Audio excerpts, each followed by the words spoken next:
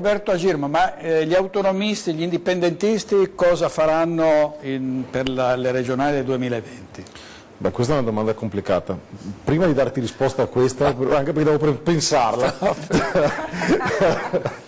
no, vorrei tornare un attimo su un post di prima, su un messaggio dove si diceva che Salvini, prendendo i voti al Sud, fa difficoltà a dare l'autonomia. Sentendo come parla anche Alan Luciani, in realtà io vedo che in questa stanza, indipendentemente dal movimento politico a cui apparteniamo, tutti vogliamo l'autonomia del Veneto e su questo, guarda, ci metto 3 mani sul fuoco, non è un problema. Così come sono sicuro che il 98,1% dei veneti lo vuole, per cui è assolutamente trasversale il desiderio dell'autonomia e penso sia non solo trasversale ma viscerale. Tutti la vogliono fortemente, che siano del PD, di Rifondazione, che siano, tutti la vogliono questa autonomia. Pertanto anche i discorsi che fa Luciani, che rappresenta la Lega, in realtà onestamente mi sembra che rappresenti più che la Lega, la Liga, se è possibile dare una visione di questo genere, nel senso che tutte le cose che vengono dette anche in questo incontro portano a un principio ed un fine comune, che è quello che vogliono tutti i veneti. Il problema è esattamente la politica al di fuori del Veneto, quindi penso a Roma e penso a sud di Roma. Sono d'accordo anch'io, come dice Alan Luciani, che l'autonomia delle regioni più performanti possa essere da stimolo ed aiuto per le regioni meno performanti.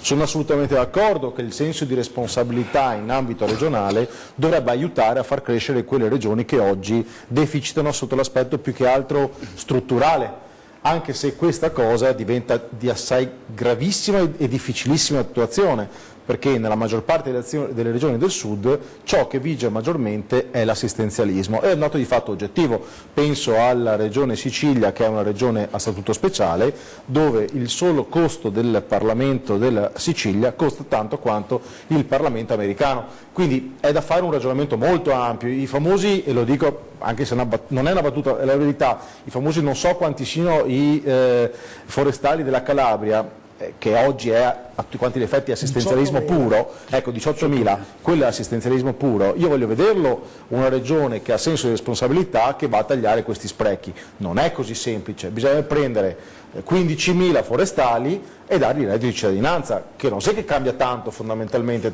cioè, tra non fare niente facendo forestale o non fare niente facendo... 18.000 forestali non sono pagati dalla regione Calabria come i 25.000 non sono pagati dalla regione Sicilia. Sì, lo so, sono pagati dall'avanzo che arriva dal resto dell'Italia. Dallo Stato ogni fine anno con le varie manovre che vengono fatte. Quindi la precisazione. È assolutamente vero che le autonomie delle regioni del nord aiuterebbero concettualmente le regioni del sud, poi a livello pratico è tutto da vedere, quindi posso anche capire le resistenze di molte regioni del sud o di molta opinione pubblica del sud quando asserisce che sarebbe una divisione delle cose.